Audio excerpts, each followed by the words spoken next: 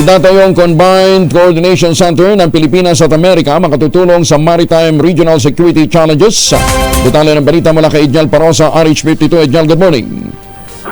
Kuya Angel, positibo ang Pilipinas at Amerika na makatutulong sa mga hamon sa teritoryo ay tatayong defense hub ng alyansa sa loob mismo ng AFP headquarters.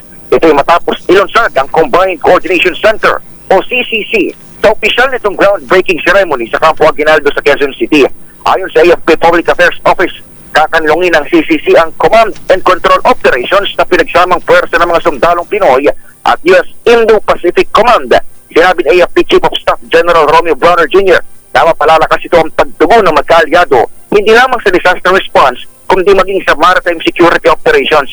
Sa bahagi naman ng Estados Unidos, binigyang diin ng kanilang Defense Secretary na si Lloyd Austin ang strategic na kahalagahan ng CCC para sa pagresponde sa tinawag niyang regional challenges.